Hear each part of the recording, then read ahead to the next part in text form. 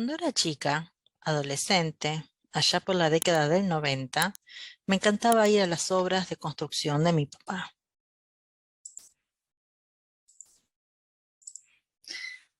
Mi papá es maestro mayor de obras y mi mamá era ingeniera civil, así que para mí las obras de construcción eran cosas del día a día.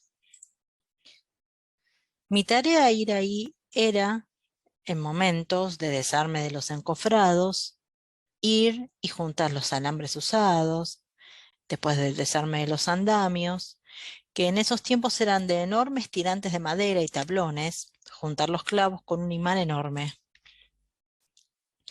¿Y qué hacía con todo eso? Mi papá en el galpón de su casa me había construido un banco de trabajo y con martillo y pinza enderezaba los alambres y los clavos y los dejaba listos para la próxima obra. Me encantaba ver cómo los obreros y mi papá también se trepaban a los tablones, a los andamios y soñaba algún día con trabajar en una obra de construcción. Hasta que un día, como cualquiera, mientras hacía mi trabajo en la obra, puse mi pie en un tirante que tenía un clavo que evidentemente no vi, y ese clavo me atravesó de lado a lado el pie. La verdad, el dolor vino una vez que sentí las zapatillas llenarse de sangre y supuse que algo malo había pasado. De ahí, médicos, curetajes, antitetánica, antibióticos, y como 2 meses sin poder practicar deporte, en fin, un accidente laboral. Obvio que después de eso no me dejaron ir más a la obra, así que tuve que traer la obra a mí. ¿Vieron lo que dice el dicho, no? Que si Mahoma no ama la montaña. Bueno, hice cursos de albañilería. Pero bueno, para el año 97 ya había una legislación que regulaba el trabajo en la obra de construcción, había inspecciones, que se empezaron a usar los andamios tubulares y se comenzó a ver más elementos de protección personal.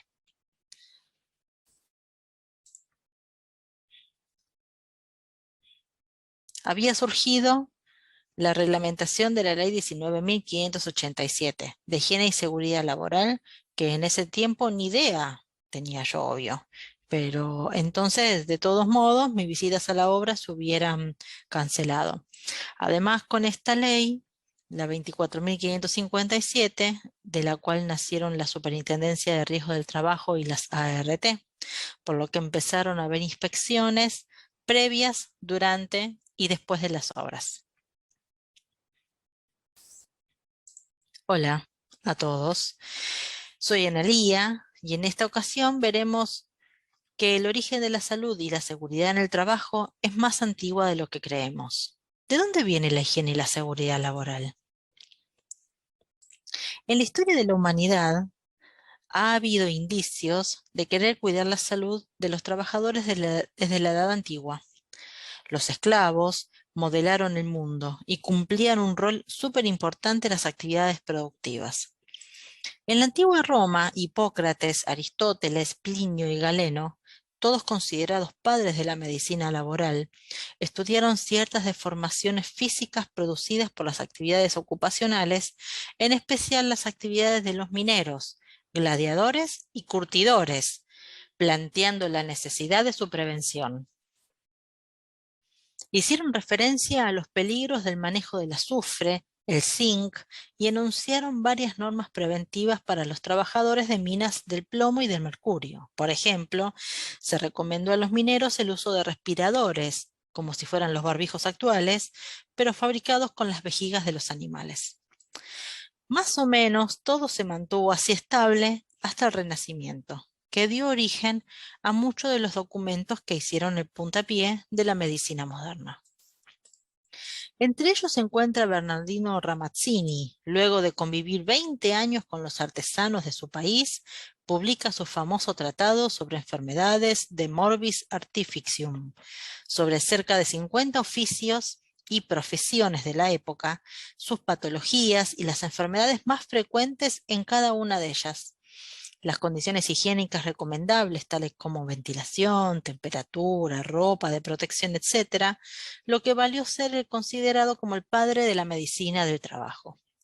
No obstante estos ejemplos, desde el siglo II hasta el siglo XVIII, el desarrollo de la seguridad permaneció más o menos estancado, debido a que los patrones se preocupaban, en escasas ocasiones, por proteger a los trabajadores. Con la llegada de la Revolución Industrial, llegaron también los conceptos de problemas relacionados con el trabajo. Se comenzó a hablar de condiciones laborales. Temáticas como la jornada laboral, el salario, las condiciones de medio ambiente de trabajo, comenzaron a ser discutidas en todas partes del mundo. Las condiciones sociales eran detestables. Había hacinamientos, falta de higiene y condiciones sanitarias inexistentes. Las condiciones de las fábricas eran las peores. Las fábricas eran más que pobres chozas. Prácticamente no existían los techos, había estrechas naves, no había alumbrado ni ventilación y menos sanidad. Hay que tener en cuenta que en esa época el promedio de vida de los empleados de las industrias no superaba los 20 años. No se pensaba en salones de descanso. 2/3 de los obreros eran mujeres y niños, cuyo tiempo de trabajo era entre 12 y 14 horas al día. Las protecciones de las máquinas se desconocían, las muertes por accidentes profesionales y mutilaciones eran frecuentes. Los primeros industriales no deben ser juzgados severamente por su actitud hacia los accidentes de sus trabajadores. En la sociedad estaba firmemente arraigado el concepto de que era necesaria cierta cantidad de sufrimiento humano, mutilaciones, pérdidas de vida, para que el adelanto continuase. En este punto se comenzó a ver agrupaciones de trabajadores que presionaban a los gobiernos para que la situación mejorara. Estas son las bases de los gremios actuales, que, presionando a los gobiernos, intentaban lograr mejoras. Lograron bajar la carga horaria laboral, se estableció la edad mínima de trabajo, se incorporaron áreas sanitarias para los empleados, pues no había baños en esa época. Se les entregaba agua potable, se comenzaron a hacer actas de compensación para empleados o sus familias. Se comenzaron a relevar las industrias y a verificar no solo las condiciones en las que los trabajadores realizaban sus trabajos, sino que también se comenzaron a realizar tanto investigaciones de accidentes laborales que dieron origen a las primeras estadísticas, como así también a la promulgación de las primeras leyes laborales que fueron el puntapié para el verdadero trabajo en materia de salud y seguridad ocupacional. Desde la creación de la OIT, la seguridad e higiene laboral ha tenido un camino vertiginoso, siendo el abanderado de los derechos laborales, la igualdad social, los derechos humanos, la erradicación del trabajo infantil, el cuidado del ambiente y la igualdad de género, entre muchas otras luchas. La seguridad, la salud e higiene laboral son para la OIT piedras fundamentales de los derechos del hombre y las mujeres trabajadores y trabajadoras. Con los años mi mamá se especializó en seguridad e higiene laboral.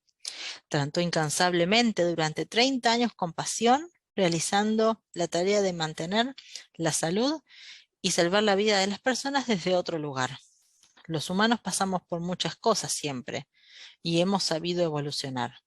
Sigamos juntos el camino de la seguridad. Muchas gracias.